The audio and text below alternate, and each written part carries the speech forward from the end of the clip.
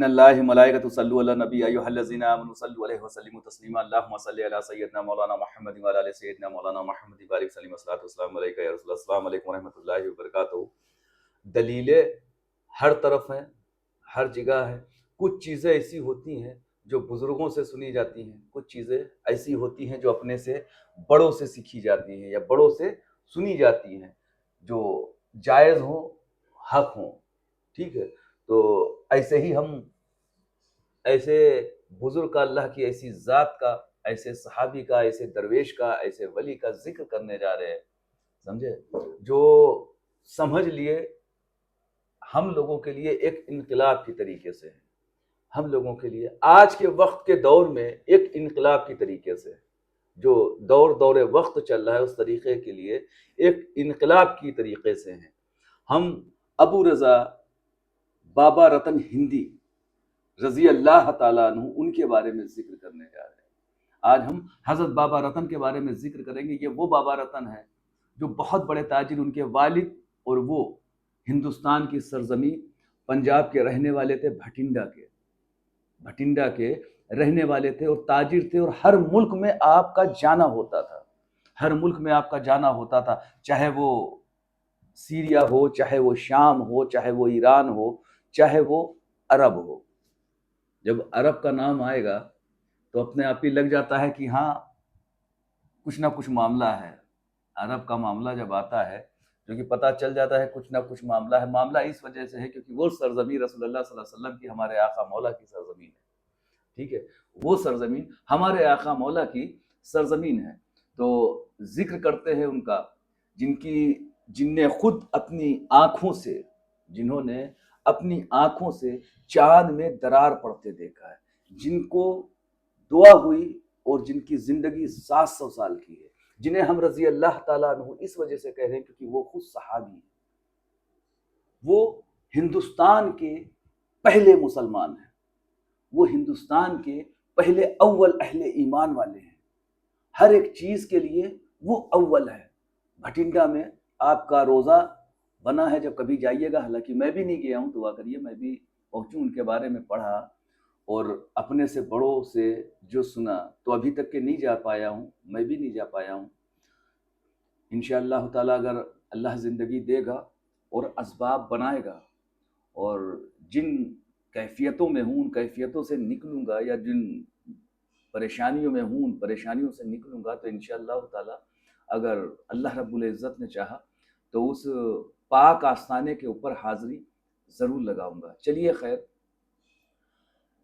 بات شروع ہوتی ہے اس وقت سے کہ ایک دور میں بابا رتن ہندی عرب کی جانب گئے، کیونکہ یہاں سے جو سامان جاتا تھا وہ ہلدی، پیسی ہوئی مرچی اور کالی مرچ اور کچھ گرم مسالے ایسے ہوتے تھے جنہیں وہاں پر جو جلدی وہاں پر میسر نہیں تھا، اور وہیں پر آپ وہاں سے کاروبار آپ کرتے تھے، انہی ساری چیزوں کا کاروبار کرتے تھے اور آپ جایا کرتے تھے.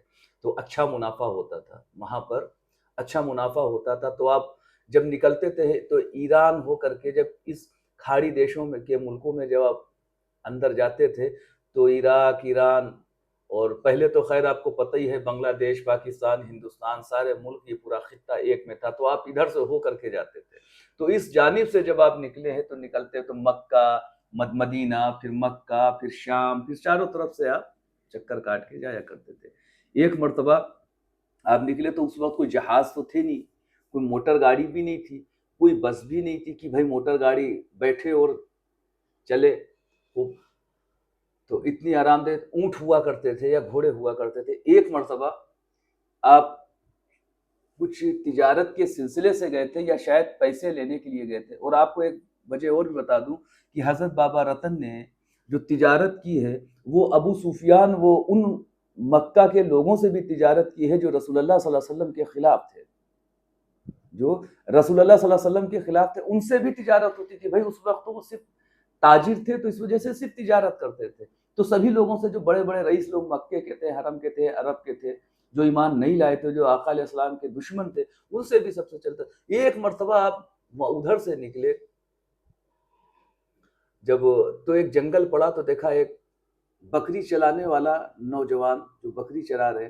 ایک نوجوان ہے، اور خوبصورتی اتنی کہ جیسا لگتا ہے کہ چاند جو ہے اس نور کو کھینچ کے اپنے اندر چمک پیدا کر رہا ہے، اور روشنی ایسی کہ جیسے لگتا ہے کہ سورج روشنی کھینچ رہا ہے اجالے کے لیے۔ تو وہ معصوم سے بچے، ان کی عمر لگ بھگ 7 سے 8 سال کی ہوگی، اور وہ ایک چھوٹا سا نالا نما تھا، تو وہ اس سائڈ میں تھے، ادھر بکریاں چرا رہے تھے، تو پھر بکریوں سے کہا، اشارہ کیا کہ سب پھاندو، تو وہ دور سے گھوڑا باندھ کر کے ایک پیڑ میں کھڑے دیکھ رہے تھے، اس منظر کو اپنی ننگی آنکھوں سے دیکھ رہے تھے۔ تو بکریاں ادھر پھاند گئی، تو وہ چھوٹے تھے، تو وہ کیسے ادھر جائیں؟ اور وہ جو بابا رتن ہندی ہیں، وہ اس بچے کی ایک جانب دیکھ رہے تھے کہ اتنا خوبصورت بچہ اس جنگل میں، وہ بھی بکریاں چرا رہا ہے، اتنا خوبصورت، وہ آنکھوں کے اوپر چڑھ گیا۔ اور ایک چیز اور بھی ہوتی ہے کہ میرا اللہ اگر کسی سے ملانا چاہے، میرے آقا سے کسی کو بھی ملانا چاہے، زیارت کروانا چاہے یا کچھ عطا کرنا چاہے، تو وہ اسباب ایسے بنا دیتا ہے کہ کہیں نہ کہیں سے کسی نہ کسی طریقے سے ملاقات۔ اب اس سے پہلے، جیسے کہ ہم بتائیں، اس سے پہلے آپ جاتے تھے تو قافلہ آپ کے ساتھ ہوتا تھا، لوگ آپ کے ساتھ ہوتے تھے، لیکن وہ وقت ایسا تھا جو آپ خود اکیلے تھے، کیونکہ اللہ نے وہ وقت آپ کے لیے تنہائی کا چنا۔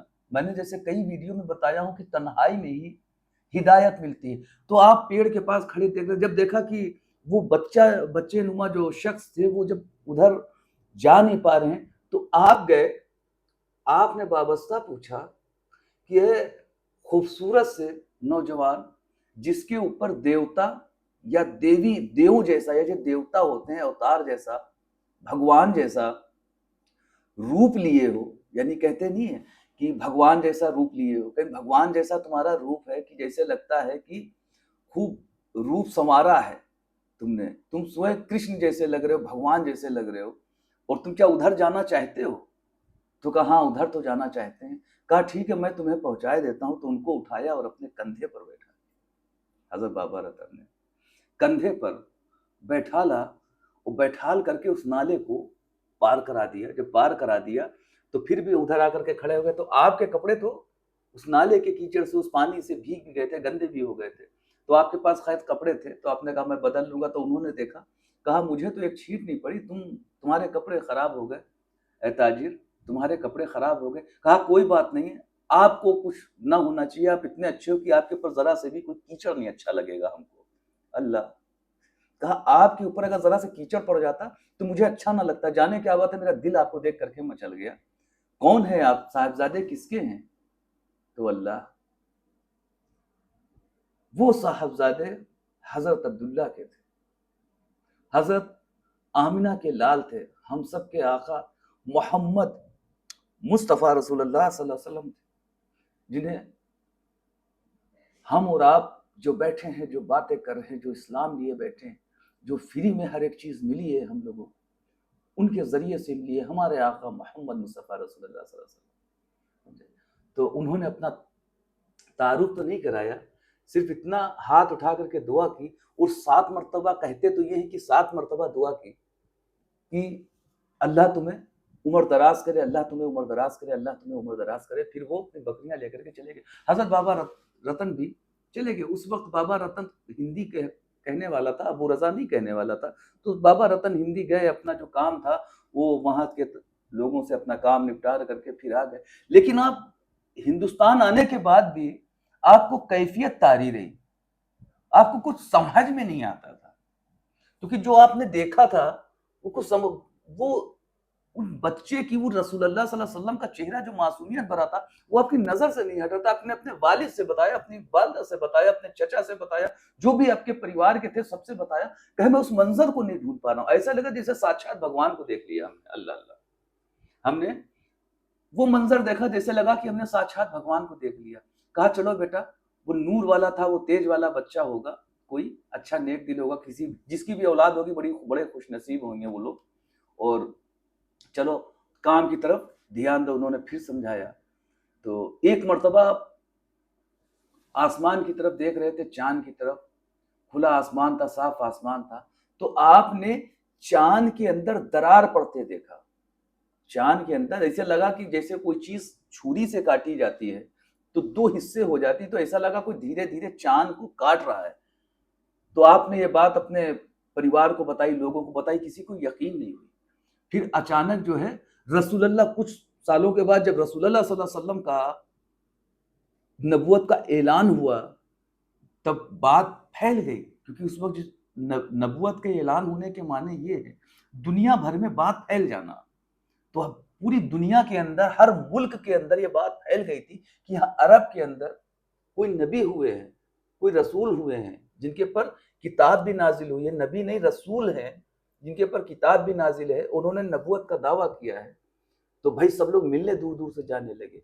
تو کہا کہ کوئی خاصیت ہے کہ ہاں انہوں نے چاند کے 2 ٹکڑے کیے ہیں. بس یہ بے چین ہو گئے، کیونکہ انہوں نے دیکھا تھا یہ بے چین ہو گئے. انہوں نے کہا میرے کو جانا ہے، مجھے جانا ہے. اور یہ نہیں پتا تھا کہ بابا رتن اسی دن رسول اللہ صلی اللہ علیہ وسلم کے رتنوں میں شمار ہو گئے تھے. جس وقت انہوں نے ان کو کندھے پر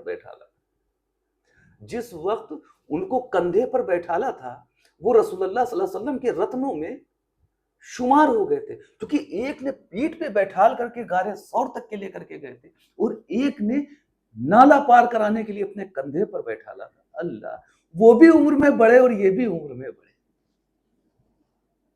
خیر، تو آپ گئے، جانے کے بعد آپ ملے رسول اللہ صلی اللہ علیہ وسلم کے پاس گئے. کہا کہ اگر آپ اوتار ہو، نبی ہو، رسول ہو، تو کیا کوئی ہم آپ سے یہ کہیں کہ آپ کوئی معجزہ دکھاؤ تو کیا آپ دکھاؤ گے؟ حالانکہ آپ نہیں بھی دکھاؤ گے، مجھے جو دیکھنا تھا میں نے دیکھ لیا. اللہ، کیا کہا بابا رتن نے؟ مجھے جو دیکھا تھا، میں نے جو دیکھا وہ میں نے دیکھ لیا. آپ نے چاند کے 2 ٹکڑے ہوتے دیکھ لی. کہ میں پھر بھی آپ سے کہنا چاہوں گا کہ آپ کچھ بتانا چاہو گے ایسے جس سے میرا ایمان اور پختہ ہو جائے. کہا تم ایک مرتبہ اب سے کچھ سالوں پہلے آئے تھے؟ کہ ہاں ہم آئے تھے. کہا تم نے کسی بچے کو اپنے کندھے پر بیٹھالا تھا؟ تو فوراً انہوں نے رسول اللہ صلی اللہ علیہ وسلم کا پیر پکڑا. کہا وہ بچہ آج تک کہ میری ذہنیت سے نہیں اترا ہے، وہ بچے کا تیج آج تک کہ میری ذہنیت سے نہیں اترا. کہ وہ بچہ آج میں ہی بیٹھا ہوں جس نے نبوت کا دعویٰ. پکڑے، بہت روئے، رسول اللہ صلی اللہ علیہ وسلم کو پکڑ کر کے بہت زیادہ روئے. وہ کہنے لگے کہ مجھے تو اشارہ اسی دن ہو گیا تھا کہ ہاں آپ میرے بھگوان ہوں، سمجھے، لیکن کہا آپ نے اتنی دیر کیوں لگا دی؟ میں بہت تڑپتا رہا، میں سالوں تڑپتا رہا. پھر آپ نے 7 کھجوریں دی. وہ کہاں کے رہنے؟ تو بتایا کہ میں ہندوستان کا رہنے والا ہوں. کہا تم ہندوستان میں جاؤ، آنے والے وقت میں پورے ہندوستان کے اندر تمہارے جیسے اولیاء اکرام آئیں گے. تم تو میرے صحابی ہو، میرے دوستوں میں شمار ہو، تم میرے دوستوں. رسول اللہ صلی اللہ علیہ وسلم نے بابا رتن کو اپنا دوست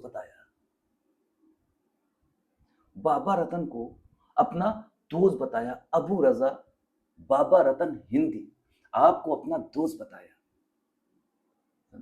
اور حضرت بابا رتن کی ملاقات حضرت عمر فاروق سے بھی ہے، حضرت ابوبکر صدیق سے بھی ہے، حضرت عثمان غنی سے بھی ہے، مولا علی سے بھی ہے، سارے صحابیوں سے ملاقات ہے.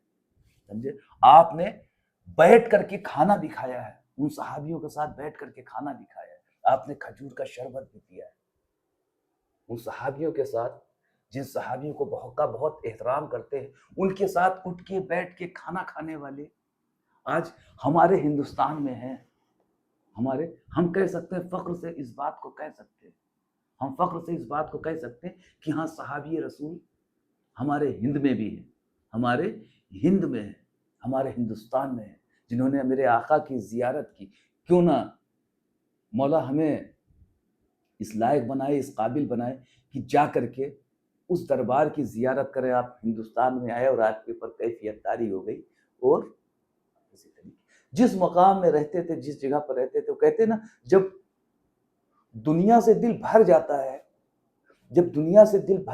ہے تو سمجھ جائیے کہ بندہ نہیں رہتا ہے.